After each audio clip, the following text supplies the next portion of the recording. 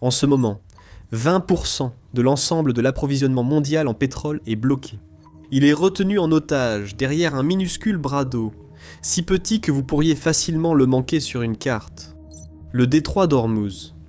Chaque jour, d'énormes pétroliers transportant des millions de barils de carburant sont censés se faufiler dans ce couloir de 21 miles, ou du moins, ils sont censés le faire.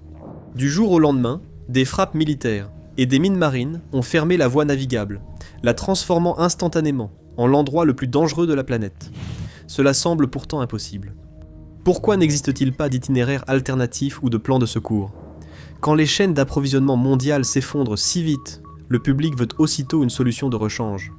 Nous avons taillé à travers des montagnes pour construire le canal de Panama. Nous avons transformé le désert pour le canal de Suez. Si la survie de l'humanité dépend d'un passage si étroit qu'on voit l'autre côté, pourquoi les pays riches ne creusent-ils pas un canal ou ne trouvent-ils pas un autre moyen de le contourner ? Eh bien, parce que contourner le détroit d'Ormuz est une question bien plus complexe que de simplement déplacer de la terre. Et même si nous réalisions le plus grand projet de construction de l'histoire de l'humanité, cela ne nous sauverait pas vraiment. Il y a un piège énorme dans le golfe Persique, et il attend simplement que quelqu'un y tombe. Le golfe Persique n'est comparable à aucun autre endroit sur la planète. De nombreux pays voisins figurent parmi les plus grands producteurs mondiaux de pétrole.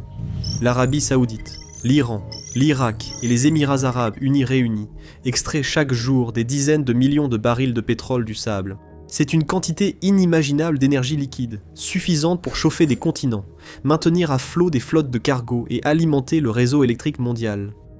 À bien des égards, c'est le cœur battant du monde moderne, mais il y a un défaut fatal dans la géographie. Voici le problème. Le golfe Persique est essentiellement un bassin fermé, avec un seul passage étroit pour entrer et sortir, le détroit d'Ormuz lui-même. Cela le distingue de beaucoup d'autres golfs à travers le monde. Le golfe du Mexique, par exemple, possède plusieurs grandes ouvertures et des moyens pour les navires d'entrer et de sortir de la mer. Entre la Floride et de Cuba, par exemple, ou entre le Mexique et Cuba, puis vers la mer des Caraïbes et l'océan Atlantique au-delà. Le golfe Persique est très différent. Ici, si un navire, y compris ces énormes pétroliers, qui font fonctionner l'économie mondiale, veut quitter la région, il doit passer par le détroit d'Ormuz. Il n'y a aucune exception, aucune alternative, et c'est ce qui fait de cet endroit un point d'étranglement stratégique. Un point d'étranglement dont dépend en pratique 20% de l'approvisionnement mondial en pétrole, ainsi que 20% du commerce mondial de gaz naturel liquéfié. Pour aggraver les choses, le détroit n'est pas seulement étroit, il est aussi très strictement contrôlé. Tous les navires qui traversent ce bras de mer doivent emprunter une paire de voies maritimes, l'une pour le trafic sortant et l'autre pour le trafic entrant, chacune faisant seulement 2 miles de large et séparée par une zone de séparation de 2 miles de large. L'Iran connaît bien ces voies. Il sait précisément quels itinéraires les navires vont emprunter, et il sait aussi exactement comment les perturber. Il n'a même pas besoin de bloquer tout le détroit. Il peut simplement se concentrer sur ces étroites voies maritimes, coupant ainsi une énorme partie du commerce littéralement du jour au lendemain. Et c'est exactement ce qu'ils ont fait. Face à la menace des mines, des missiles, des drones et bien plus encore, de nombreux navires ont cessé de traverser le détroit d'Ormuz. Les entreprises ne voulaient pas prendre le risque de mettre en danger des actifs aussi coûteux, ainsi que la vie de dizaines de membres d'équipage, et les assureurs étaient beaucoup moins disposés à offrir une couverture pour les navires qui devaient effectuer la traversée. En conséquence, les prix du pétrole ont grimpé en flèche, et les économies de continents entiers se sont rapprochées d'une crise sans précédent, unique en une génération. Vous savez, le genre de crise survenue au moins 4 fois dans ma génération. Tout cela à cause d'une seule bande d'eau. Naturellement, la question est, pourquoi ne pas simplement la contourner ? Après tout, nous l'avons déjà fait auparavant. Pendant des siècles, la géographie a tenu le commerce mondial en otage. Autrefois, les navires devaient contourner toute l'Afrique, parcourant littéralement des milliers de kilomètres et passant des semaines en mer, simplement pour transporter des marchandises entre l'Europe et l'Asie. De nombreux navires et équipages ont péri en tentant de naviguer autour du tristement célèbre cap de Bonne-Espérance, à l'extrémité sud de l'Afrique du Sud, où courants dangereux et météo défavorables rendèrent la navigation mortelle. Il y avait aussi la piraterie, avec d'innombrables cas de navires attaqués ou détournés et de cargaisons volées. Mais pendant des siècles, Cette route était littéralement la seule option viable pour faire passer des navires d'un côté de l'Afrique à l'autre, jusqu'à ce que les gens y remédient. En 1869, après 10 longues années de construction et de transformation du désert, le canal de Suez a été ouvert, reliant la mer Rouge et la mer Méditerranée, et offrant un nouveau passage autour du continent africain. Il a réduit de milliers de kilomètres, et de plusieurs semaines les trajets, et a apporté un essor sans précédent et inestimable au commerce international. Aujourd'hui, le canal gère encore environ 12 à 14% du commerce mondial. De l'autre côté, dans les Amériques, si les navires voulaient passer de l'océan Atlantique à l'océan Pacifique, leur seule véritable option était de contourner toute l'Amérique du Sud. Les navires devaient affronter de hautes vagues et des vents violents dans les eaux agitées du Cap Horn et du passage de Drake, au sud de l'Amérique du Sud. Ainsi, les États-Unis ont traversé directement l'Amérique centrale et, en 1914, le canal de Panama a été inauguré, réduisant instantanément et de façon spectaculaire le temps nécessaire aux navires pour passer d'un côté à l'autre des Amériques. L'histoire prouve que si un point de passage maritime menace notre survie, nous pouvons transformer tout un continent. Alors, avec autant de tensions autour du détroit d'Ormuz, pourquoi ne pouvons-nous pas faire la même chose ? La solution à la crise du golfe Persique semble évidente, mais le Moyen-Orient résiste à nos prouesses d'ingénierie. Si l'on repense aux canaux de Suez et de Panama, tous deux ont été construits à des endroits assez évidents. Avant la construction du canal de Suez, il y avait clairement la place pour une telle structure, puisque l'extrémité nord de la mer Rouge se trouvait à peine à 160 km des rives sud de la Méditerranée. Les experts savaient que cela prendrait énormément de temps et d'argent. Mais l'idée de creuser un canal ici était au moins logique. C'était la même chose à Panama, où seulement 80 km de terre séparaient l'océan Pacifique d'un côté de la mer des Caraïbes de l'autre. Même un observateur occasionnel pouvait regarder une carte et voir que c'était l'endroit idéal pour un passage reliant une étendue d'eau à l'autre. Le golfe Persique, c'est une toute autre histoire. Le golfe est presque entièrement fermé. C'est comme une impasse sans issue. Sauf en passant par le détroit d'Ormuz, puis dans le golfe d'Oman, avant de se jeter dans la mer d'Arabie. Au nord se trouve la mer Caspienne, une étendue d'eau enclavée. Aucune aide de ce côté-là. Et même pour y accéder, il faudrait construire un canal sur des centaines de kilomètres, à travers presque toute la longueur de l'Iran. Compte tenu de la raison de la fermeture du détroit, ce n'est clairement pas une option. À l'ouest se trouve la Méditerranée, mais elle aussi est bien trop éloignée pour être reliée au golfe Persique. Pour relier les deux, il faudrait construire un canal traversant de nombreux pays, très probablement l'Irak, la Jordanie, et potentiellement la Syrie et le Liban, ou Israël. Cela prendrait des décennies de travail et des sommes d'argent incalculables. Donc ce n'est pas non plus une option réaliste. Dans le détroit, vous avez des centaines de kilomètres de terre appartenant à plusieurs nations différentes, les Émirats arabes unis, l'Arabie saoudite, Oman et le Yémen, toutes situées entre le golfe Persique et le golfe d'Aden, ou la mer d'Arabie. Mais que se passerait-il si nous voulions quand même essayer ?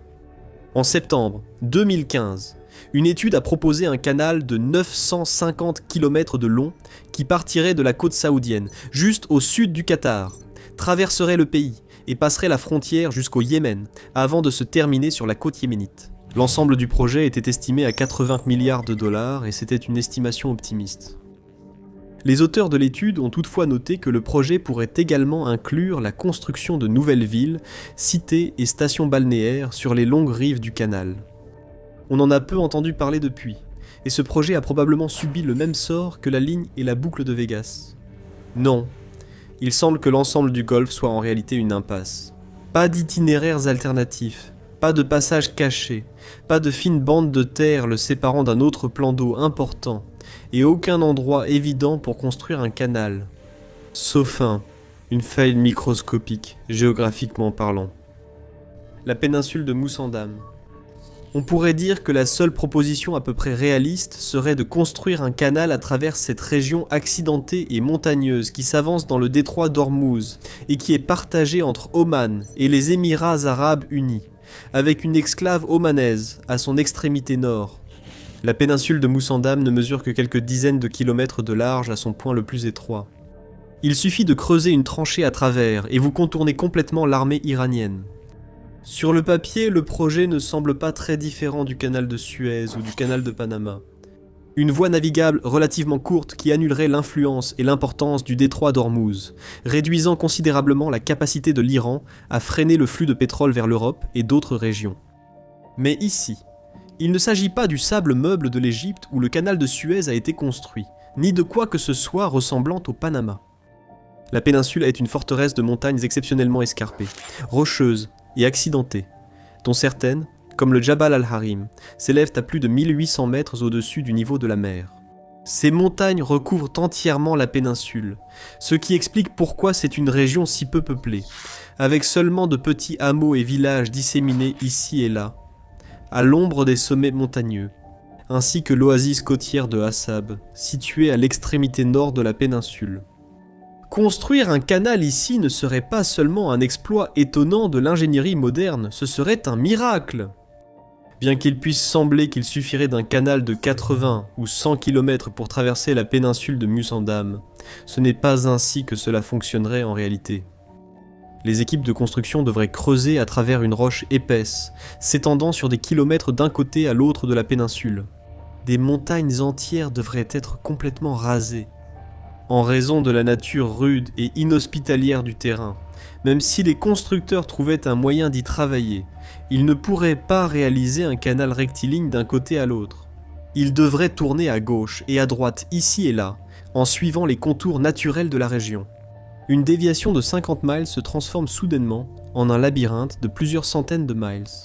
Cela rendrait la chose bien plus compliquée que, par exemple, le canal de Suez qui s'étend sur environ 120 miles ou le canal de Panama qui fait 50 miles de long. Et avec la complexité, évidemment, viennent les coûts. Le canal de Suez a coûté environ 100 millions de dollars, soit environ 2 milliards de dollars aujourd'hui. Les États-Unis ont dépensé environ 375 millions de dollars pour la construction du canal de Panama, ce qui équivaut aujourd'hui à 8 ou 9 milliards de dollars. Il a aussi fait l'objet d'un projet d'agrandissement de 5,25 milliards de dollars à la fin des années 2000 et au début des années 2010. Un canal à travers la péninsule de Musandam ne coûterait pas seulement quelques milliards de dollars. Il ne coûterait pas seulement quelques dizaines de milliards. Un projet de cette envergure impliquerait une somme à 12 chiffres, 100 milliards de dollars, et c'est vraiment le strict minimum. Certaines estimations affirment même que cela pourrait aller encore plus loin, jusqu'à 200 milliards de dollars, voire plus. Et ce n'est que le coût de la construction. Ce chiffre ne prend même pas en compte les dépenses supplémentaires comme l'entretien ou la sécurité. Et il y a aussi un gros problème de dénivelé. Ce n'est pas du tout comme en Égypte, où le terrain utilisé pour construire le canal de Suez était en grande partie plat d'un côté à l'autre.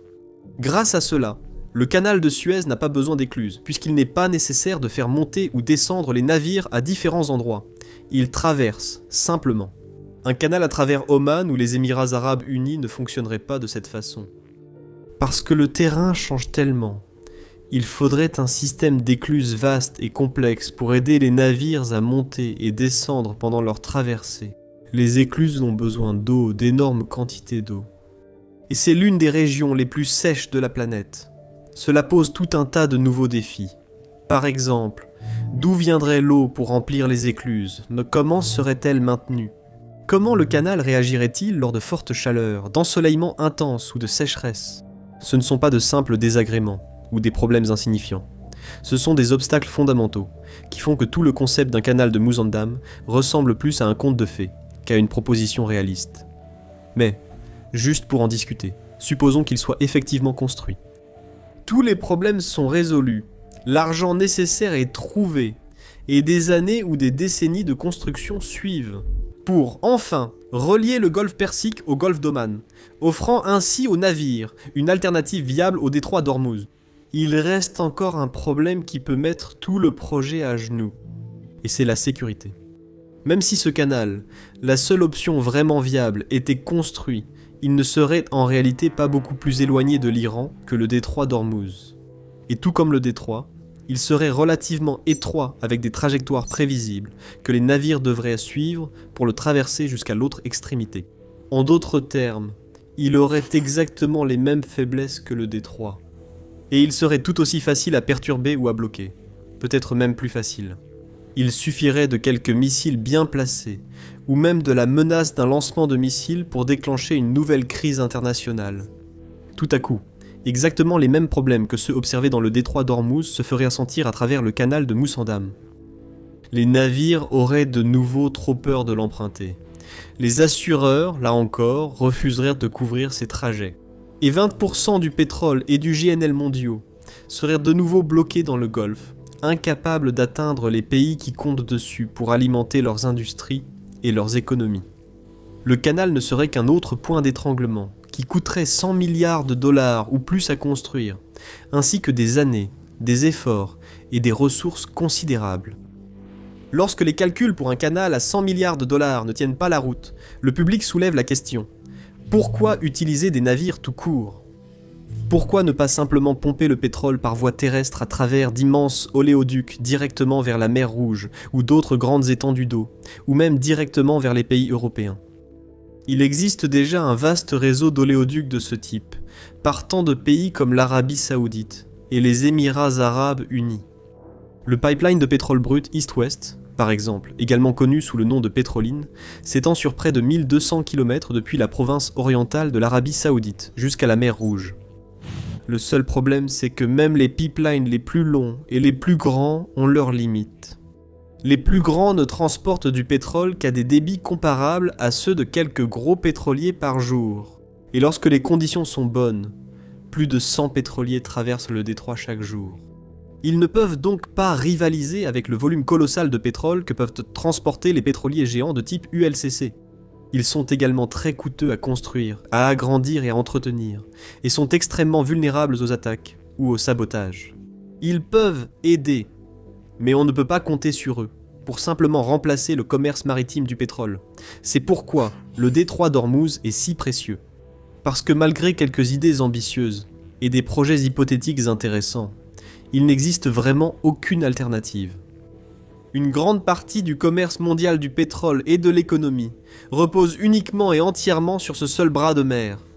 Et il y a vraiment très peu de choses que nous puissions faire pour changer cela. Le détroit d'Ormuz est bien plus qu'une simple voie reliant deux étendues d'eau. C'est un point de tension géopolitique, un endroit où même de légères tensions régionales peuvent avoir des répercussions mondiales. Où des personnes à l'autre bout du monde peuvent ressentir les répercussions de la guerre, affectant leur vie quotidienne de plusieurs façons. Et où la géographie, plus que tout autre facteur, dicte ce qui est possible et ce qui ne l'est pas.